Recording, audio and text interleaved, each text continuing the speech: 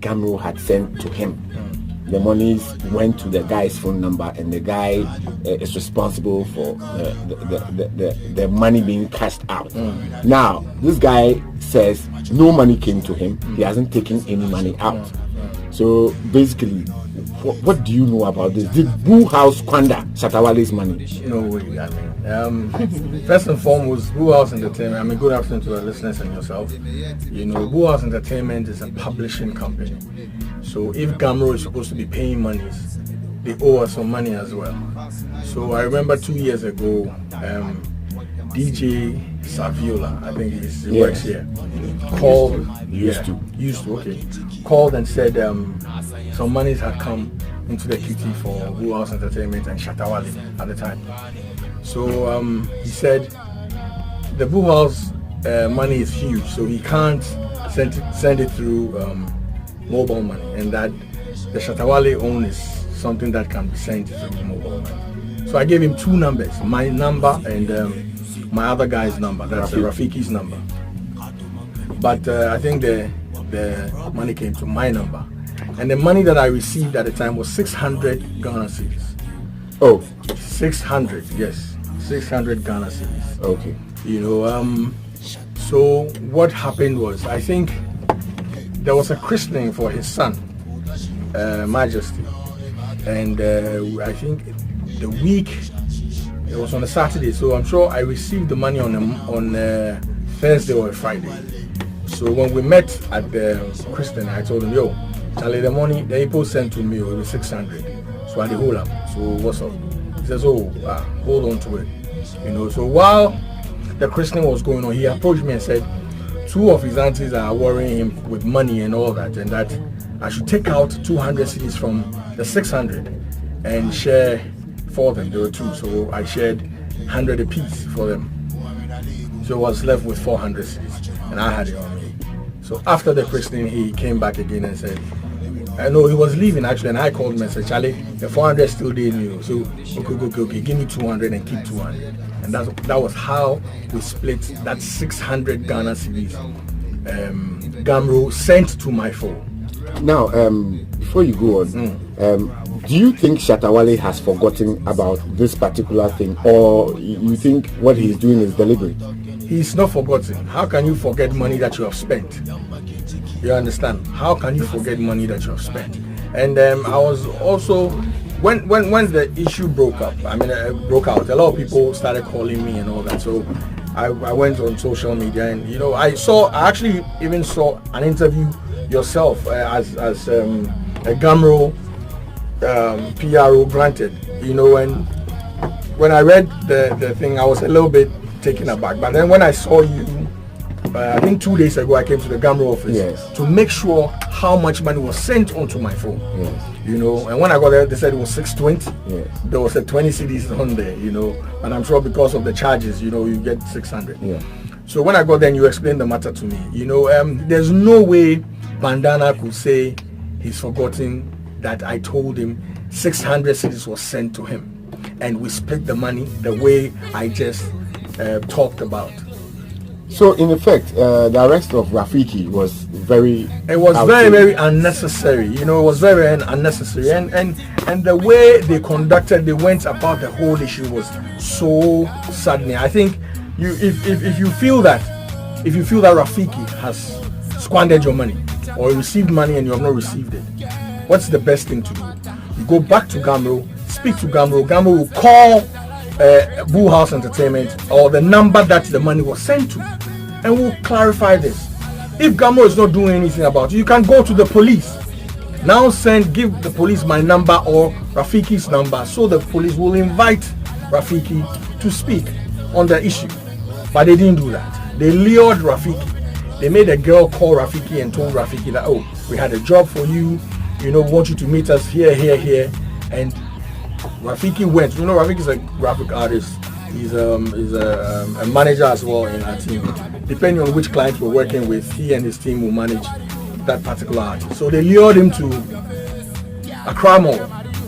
When he got there, he met the girl that called, I sent you the audio. I would love for you to play the audio again. Yes, so yesterday we aired it. Exactly, so people will hear it. Yeah. You know, so the girl called, said they had a job for Rafiki and that they wanted him to do a job. So he went to meet, you know, obviously when somebody calls you for business, you will go. So he got there and the girl told him, oh, sit in the car and let's go and have a conversation. Now this guy sits in the car. Two guys just entered the car from the back and started heckling, threatening him, said they were going to kill him. Had he died before? Why did he spend the money? For like over 25 minutes, they were just hustling my guy. And I felt it was so unnecessary. I think it's unlawful. I think they don't have that right to do that. Because of what 600 Ghana cedis. But is that what was reported? Yeah, it is kidnapping. It's kidnapping, and we are going to take steps to make sure we report to the police. Because you can't hold that's somebody's father, that's somebody's son, that's somebody's brother.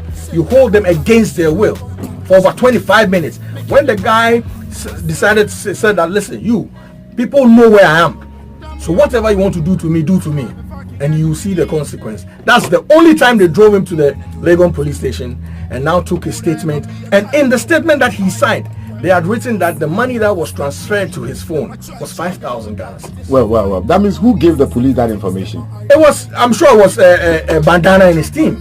Are you talking about Shatta Wale? Bandana, yes, him. I just want to be clear. It is Bandana. It's the same person. I won't make you know say Shatta Wale. It's the same person. It's the same person. And funny for me, I don't know why a management team will involve themselves into kidnapping. I thought they were into music. You understand? So for you to get your management team to go and kidnap one of my guys, for what reason? 600 Ghana cedis? Not 5,000 Ghana. Oh, please. So are you suggesting that the information that was given to the police was a lie? It was a lie. And the police, you see, that's the thing about the police and this now. I think they need to do some cross-checking. You understand? Somebody brought you a matter. Go deep into the matter. If they had just gone to GHAMRO, they will realize the money there is actually 620 on paper. But what we received was 600 cedis. You understand? How would you? And even if it is 1 million Ghana cedis, you don't kidnap anybody over 1 million Ghana cedis. Let alone 600 Ghana cedis. And I thought these guys were rich. I thought these guys were making it. These are the guys on top of the food chain.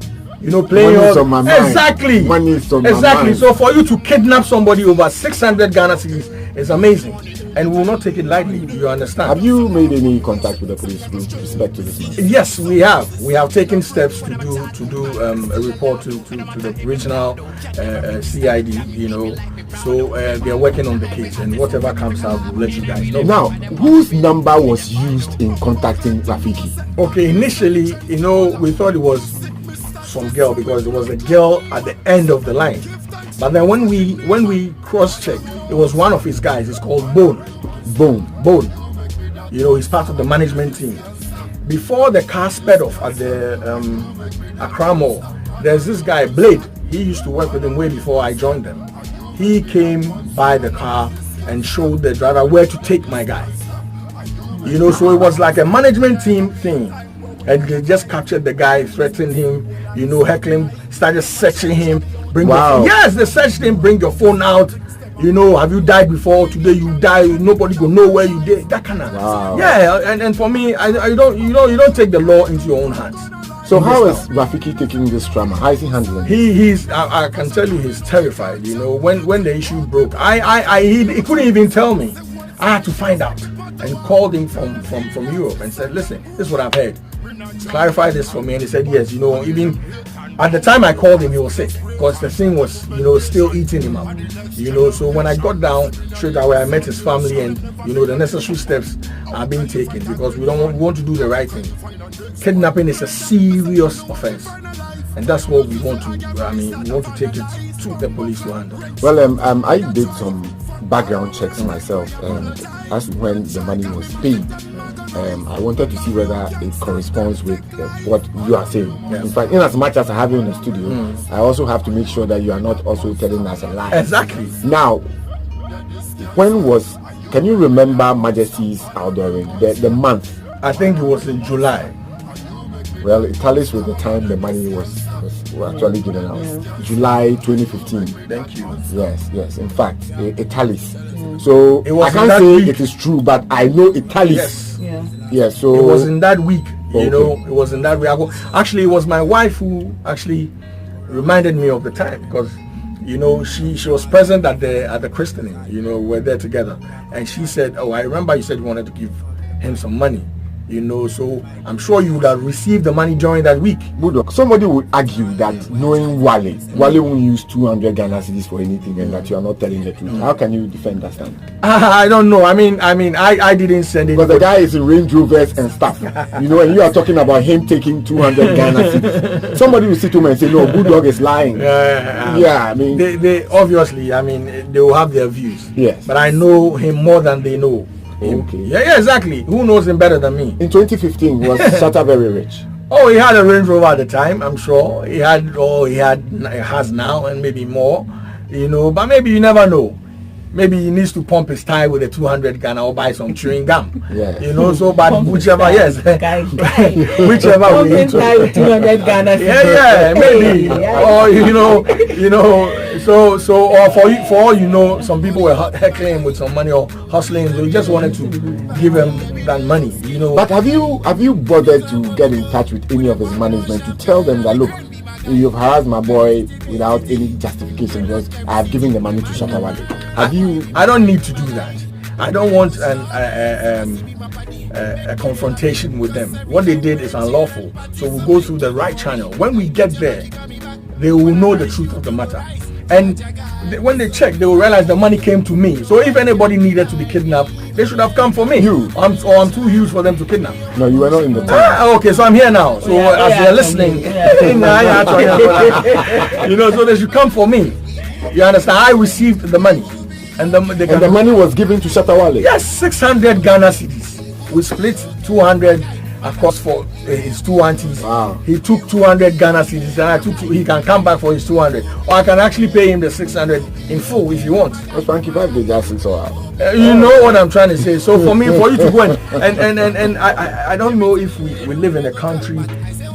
Our president is a lawyer, and I don't think some of these things will be let off the hook like that. Yeah, the rule of law has to take prevail. Exactly. So regardless of who you are. Exactly. We intend to proceed with the rightful thing. We don't want any argument back and forth. We don't need that.